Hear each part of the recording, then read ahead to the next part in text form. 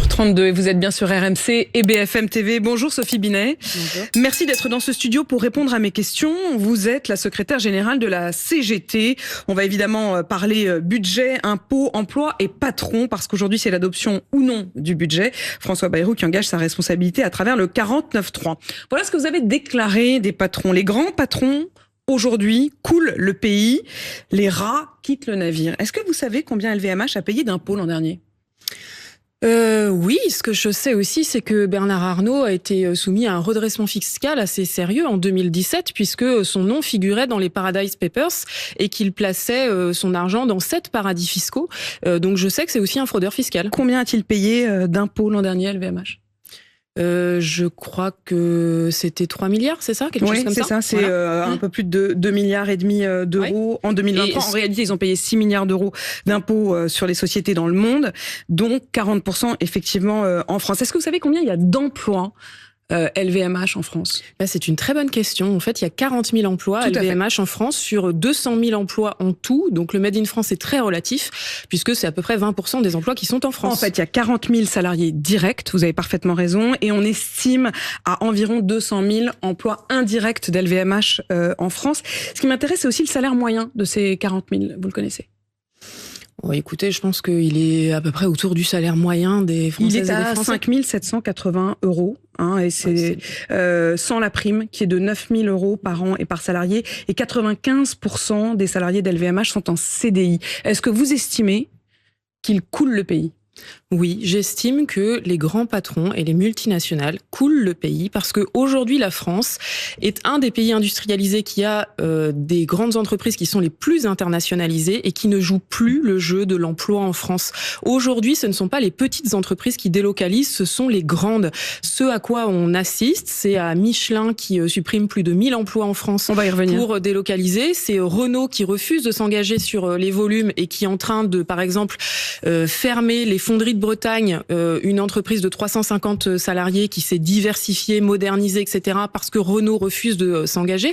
Voilà ce que font les multinationales en France. Le problème, c'est que elles n'ont jamais fait autant de profits depuis 15 ans. Voilà les chiffres. Les dividendes n'ont jamais été aussi élevés. Je m'étonne que vous m'ayez pas interrogé sur ce point. 100 milliards d'euros de dividendes pour les entreprises du CAC 40 et que aujourd'hui, dès qu'on parle de les mettre à contribution pour l'intérêt général, elles viennent pleurnicher. Ça n'est plus possible. Quand vous dites qu'il coule le pays et quand vous faites référence à Michelin, ça m'intéresse particulièrement le cas de Michelin parce que Michelin a, il y a quelques années, plaidé au contraire pour un salaire décent. Ils étaient aux avant-postes d'une sorte d'entrepreneuriat social et aujourd'hui, à l'inverse, le patron de Michelin, il tient à peu près le même discours que Bernard Arnault.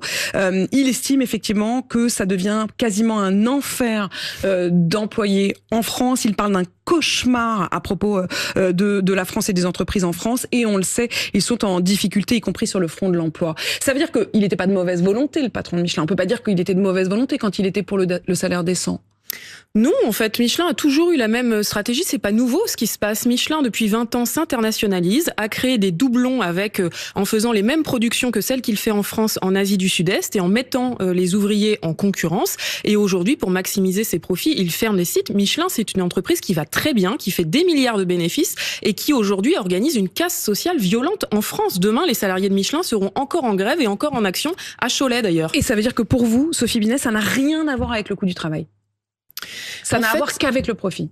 Bah oui, c'est que le problème, c'est que on nous met en concurrence au plan mondial, qu'avec l'élection de Donald Trump, les grands patrons se sentent poussés des ailes, puisque Bernard Arnault tient ses propos juste après être rentré de... Et c'est ce qu'il dit, il dit c'est la douche froide quand on arrive en France après ce qu'il a vu aux États-Unis. Oui, sachant que les mesures fiscales proposées par ce gouvernement sont en deçà de celles du précédent gouvernement. Et donc pourquoi est-ce qu'ils se mettent à pleurnicher aujourd'hui ? Parce que ils voient qu'ils pourraient faire davantage de profits en partant aux États-Unis. Et ça pose quand même un problème de patriotisme économique. Les grandes entreprises, les grands patrons ont une nationalité, ils doivent jouer le jeu du Made in France. Ils doivent jouer le jeu du Made in France, y compris si effectivement il y a une taxation qui revient à taxer surtout ceux qui produisent en France. On précise qu'effectivement ce qui n'est pas produit en France, ce qui est produit à l'étranger ne sera pas taxé. C'est logique en fait. Malheureusement, c'est la fiscalité de chaque pays qui s'applique. Il faut bouger là-dessus. Et d'ailleurs, mais l'effet pervers, vous le comprenez ou vous estimez qu'il n'existe pas du tout ?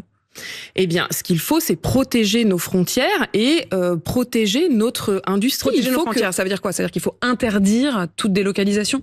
Déjà, et puis surtout qu'il faut protéger l'industrie européenne et il faut que ces mêmes grands patrons se fassent entendre pour dire il faut des barrières douanières pour protéger l'industrie européenne face à l'industrie chinoise ou à l'industrie américaine. Et là-dessus, on ne les entend pas. C'est un peu utopique de penser qu'on va réussir à fermer les frontières aux délocalisations. Est-ce que vous ne pensez pas que c'est un peu dangereux de nous dire qu'il faut toujours tirer vers le bas l'impôt, les salaires et les droits sociaux et environnementaux? C'est pas du tout s'aligner sur quoi? Sur le Bangladesh à la fin? Je trouve juste intéressant de savoir quelle est la réalité ensuite concrète. Quand vous parliez tout à l'heure de la question du coût de l'emploi ou non, l'argument principal du patron de Michelin, par exemple, c'est de dire en 2019, la production de pneus coûtait 100 € en Asie, 127 aux États-Unis, 134 en Europe. En gros, c'était à peu près du même ordre. En 2024, il dit que pour cette même production, quand ça coûte 100 € en Asie, ça coûte 176 € aux États-Unis et 191 € en Europe. Donc lui, il fait le constat qu'effectivement, c'est devenu beaucoup plus cher et que l'écart est devenu trop important. Oui, malgré cela, les pneus, il les vend beaucoup plus cher que le coût qu'il le paye en Europe. Et donc, il peut tout à fait assumer le fait de produire ces pneus en Europe. C'est tout à fait assumable en termes de modèle. Je vais vous prendre un autre exemple sur l'automobile. Vous savez que le problème, c'est que les véhicules électriques sont hors de prix. La CGT porte depuis 10 ans le projet d'un véhicule électrique produit en France qui pourrait être vendu autour de 15 000 €. Et donc, on voit bien qu'on peut faire de l'environnemental et du social. Pourquoi est-ce que les constructeurs de véhicules ne le font pas? Parce que ça dégage moins de marge, parce que ça serait un petit véhicule avec beaucoup moins d'options que les gros qui sortent aujourd'hui. C'est des choix stratégiques. Le Japon le fait. Nissan produit au Japon un véhicule électrique entièrement fabriqué au Japon qu'ils vendent autour de 15 000 €. Pourquoi est-ce qu'on fait pas ça en France? Quand EDF, quand Total, quand SEB, quand effectivement LVMH ou Michelin parlent tous d'une sorte de même voix, celle d'ailleurs du MEDEF est très claire, il dit ceux qui partent ont raison de partir. Qu'est-ce que vous leur répondez? Franchement, je suis atterrée, c'est indécent. On est dans un contexte en France où les licenciements se multiplient. La CGT a recensé plus de 300 plans de licenciement et il faut arrêter de raconter n'importe quoi. Ces plans de licenciement, ils ont commencé depuis 9 mois. On n'a jamais eu autant d'aides pour nos entreprises. C'est chaque année 200 milliards qui sont donnés aux entreprises sans condition ni contrepartie. Les impôts des entreprises ont été considérablement baissés. Il y a 7 ans, ils payaient 33% d'impôts sur les sociétés. Maintenant, c'est 25%. La fortune des milliardaires a explosé. Celle de Bernard Arnault a été multipliée par 4, tout comme les dividendes qui ne sont plus taxés aujourd'hui. Donc il faut arrêter de pleurnicher. Donc vous êtes du côté du budget de François Bayrou? Eh bien, le problème de ce budget, c'est justement qu'il n'y a pas assez de justice fiscale. Parce que c'est en deçà... faudrait savoir. C'est-à-dire que ce que je trouve, c'est que c'est indécent de pleurer sur ce budget parce que, encore une fois, ce sont les salariés qui sont mis à contribution. Qu'est-ce qu'il y a dans ce budget? D'abord, il y a l'austérité pour les fonctionnaires qui, encore une fois, ça fait depuis 10 ans, les fonctionnaires ont perdu quasiment 20% de salaire en euros constants. Et ça, c'est grave, personne ne le dit. Ces mêmes fonctionnaires, on leur dit que le niveau d'indemnisation en cas d'arrêt maladie va encore baisser. Dans ce budget, les salariés du privé vont aussi avoir une baisse de leur indemnisation en cas d'arrêt maladie. Et les collectivités territoriales, par exemple, sont soumises à une cure d'austérité qui a déjà un impact dans le secteur de la culture, dans le secteur de l'immobilier, etc. Est-ce que ça veut dire, Sophie Binet, que vous considérez qu'il faut censurer ce gouvernement? La CGT n'a pas à prendre position sur cette question, on l'a jamais fait, on le fera pas. Évidemment, nous avons besoin de stabilité pour le pays, notamment pour agir sur les licenciements, personne ne fait rien, mais cette stabilité, elle se fait, pour durer, un gouvernement doit répondre aux urgences sociales. Et le problème, c'est que ce gouvernement, comme le précédent, ne le fait pas, puisqu'il n'y a toujours rien contre les plans de licenciement, alors que ça fait 9 mois qu'on alerte, il n'y a rien sur les salaires, alors que c'est la préoccupation numéro 1 des Françaises et des Français, et que ce gouvernement a refusé de bloquer la réforme des retraites. On va revenir sur tout ce que vous avez dit sur les licenciements, les salaires et les retraites, avec la question évidemment de votre participation ou non au conclave sur la réforme, en tout cas la discussion sur une réforme de la réforme des retraites. Mais si je vous entends bien, vous êtes un peu comme les socialistes, c'est-à-dire vous êtes tiraillés entre le fait de se dire il faut maintenir un budget parce qu'il faut quand même une forme de stabilité et en même temps ce budget-là tel qu'il est ne vous satisfait pas. Écoutez, encore une fois, c'est pas la CGT de prendre cette décision-là. Ce qui est sûr, c'est que le gouvernement, pour durer, doit répondre aux urgences sociales. Parce que nous, ça nous sert à quoi d'avoir un gouvernement qui dure et qui ne répond pas aux aspirations des salariés? C'est ça la question. Ça veut dire quoi, rien sur les plans de licenciement? Vous auriez voulu qu'il y ait quoi? Un moratoire sur les licenciements, ça fait 6 mois que la CGT le demande. Je me félicite d'ailleurs qu'une proposition de loi a été déposée et qu'elle va être examinée par l'Assemblée nationale le 20 février prochain. Il faut aussi des mesures d'envergure pour défendre notre industrie. C'est ça que les grands patrons devraient dire. Par exemple, des mesures pour faire baisser les prix de l'énergie qui coulent notre industrie, des mesures pour protéger les sous-traitants par rapport aux donneurs d'ordre, des mesures pour permettre aux petites entreprises de se financer plus facilement. Voilà ce qu'il faut mettre en place. Sur la question du coût de l'énergie, je fais juste une petite parenthèse, mais à propos de ce budget et de la position, alors on a parlé du PS, mais dans la position du RN, il y a un point sur lequel ils sont en particulier extrêmement vigilants, c'est la question de la fabrication du coût de l'énergie, c'est-à-dire en gros de comment est-ce qu'on en arrive à la facture finale pour les Français. On le sait, il y a toute cette question, ça fait 4 ans que tous les politiques en parlent. La règle au niveau européen, c'est que quel que soit le prix auquel vous produisez votre électricité, c'est-à-dire nous en l'occurrence on la produit plutôt moins cher via les centrales nucléaires, on la paye finalement quand même plus cher qu'on ne la produit parce qu'on doit tenir compte du dernier qui produit en Europe. C'est un peu abscon, mais enfin, ça fait un bout de temps qu'ils se disent si on veut pouvoir sortir de ça, il faut qu'on fasse comme l'Espagne, comme Portugal, qui sont sortis de ces règles. Oui. Dans ce budget, il n'y a pas de sortie de ces règles. Non. Le RN insiste en disant il faut sortir de ces règles. Vous êtes d'accord ? On n'est pas d'accord avec le RN, mais en l'occurrence, cette règle est complètement absurde. Enfin là, vous êtes d'accord avec le RN. Enfin, non, parce que je pense que sur le RN, mais je pense que sur la proposition, on n'est pas d'accord à la fin. Ces règles sont absurdes et elles bénéficient d'abord à des gens comme Total qui se sont énormément enrichis sur la spéculation sur les prix de l'énergie, avec en plus l'argent public, avec le bouclier énergétique qui a coûté un pognon de dingue, si je reprends les termes d'Emmanuel Macron. Et donc oui, il faut sortir l'énergie de la spéculation et revenir sur les tarifs de long terme pour les particuliers et les entreprises en matière d'électricité comme en matière de gaz. Lorsque vous voyez qu'il y a les grands patrons, ok, on a compris, et vous dites d'ailleurs des grands patrons, et vous maintenez ce propos ce matin, qu'ils coulent l'économie française. Et puis, il y a les moyens ou petits patrons, par la voix de leurs nouveaux représentants, à la CPME notamment, ils tiennent exactement le même discours que les grands patrons. Et quand vous regardez effectivement les chiffres, notamment des faillites d'entreprises volontaires, c'est-à-dire des patrons qui, d'eux-mêmes, finissent par lâcher l'affaire. C'est littéralement lâcher l'affaire. Ces chiffres ont explosé le mois dernier. Est-ce que eux aussi sont comme les grands patrons en train de couler l'économie française? Non, moi ce que je dis aux petits patrons, et ils le savent d'ailleurs, c'est que le premier motif de faillite des entreprises, c'est les délais de paiement et donc encore une fois le comportement des grandes entreprises vis-à-vis des petites. Le deuxième motif de difficulté, c'est l'accès au financement parce que aujourd'hui les banques spéculent sur l'économie au lieu de la financer et les petites entreprises sont envoyées sur les marchés. Donc il faut des banques pour financer notre industrie en France sur le moyen long terme. Il y a besoin de mesures massives pour aider les petites entreprises qui, en France, vont beaucoup plus mal qu'ailleurs en Europe. Mais est-ce que ça veut dire que vous estimez que les moyens ou petits patrons, eux, ne coulent pas l'économie française en faisant ça, en se mettant en faillite? Mais non, mais la différence entre les petits patrons et les gros, c'est que les petits patrons ne délocalisent pas. Les petits patrons, quand ils se mettent en faillite, c'est qu'ils n'ont pas le choix. Donc il y a les gentils patrons et les méchants patrons, il y a un peu le bon et le mauvais chasseur, quoi. Mais enfin, quand même, à la fin, ça reste des patrons. Ça reste des patrons et on a des conflits aussi avec les petits patrons. Ça, je vous rassure sur ce point. Mais ce qui est sûr, c'est que aujourd'hui, sur la situation de l'économie du pays, ce sont les grandes entreprises qui asphyxient les petites et qui remontent la valeur vers les dividendes et vers les actionnaires. Ce sont aussi elles qui captent toutes les aides publiques et c'est cela qu'il faut changer. La différence entre la France et l'Allemagne, c'est que en Allemagne, il y a une solidarité sur la chaîne de valeur entre les donneurs d'ordre et les sous-traitants. C'est pas du tout le cas en France. Il suffit de regarder ce qui se passe dans l'automobile, encore une fois, avec le patron de Renault, que nous allons interpeller demain avec une action des salariés de Renault. Vous allez interpeller demain le patron de Renault? Oui, à l'Assemblée nationale, puisqu'il va être entendu à l'Assemblée nationale.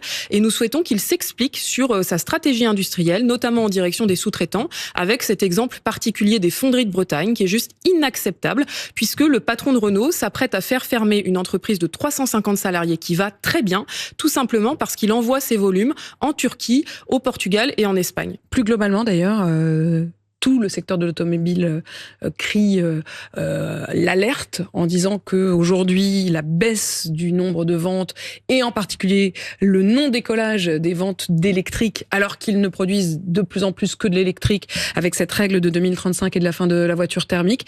Est-ce que de ce point de vue-là, vous êtes plutôt solidaire de l'industrie automobile en disant peut-être qu'il faut revoir cette règle de 2035, en tout cas réfléchir à un assouplissement autour de tout simplement le nombre de voitures électriques qui ne trouvent pas preneur aujourd'hui? En fait, il y a deux problèmes. Le premier, c'est un déficit d'anticipation. C'est que quand même, la question environnementale, on la découvre pas. Ça fait des années qu'on aurait dû anticiper là-dessus et ces grands patrons ont refusé. Donc c'est à eux de s'adapter. Mais oui, mais c'est comme sur le diesel où on nous a enfermés en France sur le diesel. C'est les mêmes qui ont empêché l'apparition d'études sur la pollution du diesel, etc. Et le deuxième problème, ce sont leurs choix stratégiques où ils ont fait le choix de prioriser des gros véhicules très chers qui effectivement ne se vendent pas puisque qui peut acheter un véhicule à 40 000 €, voire beaucoup plus? Personne. Alors que des véhicules à bas coût électriques, on sait faire et donc on sait faire en France. Donc c'est leurs choix stratégiques qui sont problématiques. Sophie Binet, sur la question des retraites, est-ce que vous participerez au conclave, au lieu de discussion avec vos autres partenaires sociaux pour réformer la réforme des retraites? Alors, il n'y a pas de conclave, c'est le Premier ministre qui nous l'a confirmé. Il va y avoir des concertations sur la question des retraites. Et donc, la CGT, évidemment, va utiliser cette brèche pour exiger l'abrogation de cette réforme qui est extrêmement violente, qui fait des ravages, puisque aujourd'hui, on est maintenant à 62 ans et demi. Pour partir en retraite, il faut attendre 62 ans et demi. Et le nombre de chômeurs de plus de 62 ans explose déjà. Donc, cette réforme, elle est déjà extrêmement nuisible. Il faut la bloquer immédiatement. J'ai pas tout à fait compris. Vous avez dit on va utiliser cette faille. Est-ce que ça veut dire que vous participerez à ces négociations? Oui, c'est la stratégie du pied dans la porte. Nous participerons pour exiger l'abrogation de cette réforme des retraites. Pour exiger l'abrogation, si les discussions permettent, au fond, effectivement, de gagner peut-être 6 mois, vous dites 62 ans et demi, de revenir un peu en dessous, d'améliorer la question de la retraite pour les femmes, l'égalité hommes-femmes, la question de la pénibilité, est-ce que vous estimerez que c'est déjà mieux que rien? Eh bien, tout dépend de ce qui va venir dans ces discussions. Notre objectif, encore une fois, c'est d'abroger cette réforme parce que c'est ce que porte l'ensemble des organisations syndicales. Et je le dis, si le compromis sur lequel on voulait nous faire accoucher était, par exemple, 63 ans, 63 ans, ça veut dire défaire seulement un tiers de la réforme. 63 ans, c'est un recul par rapport à aujourd'hui parce qu'on est à 62 ans et demi aujourd'hui et que c'est déjà une catastrophe. L'objectif de la CGT au moyen terme, c'est 60 ans. Nous pensons qu'il faut le droit à la retraite à 60 ans. Et donc, ce que nous allons chercher dans ces discussions, c'est l'abrogation de la réforme des retraites et des mesures pour la pénibilité. Est-ce que vous considérez aujourd'hui que le dialogue social est de retour ?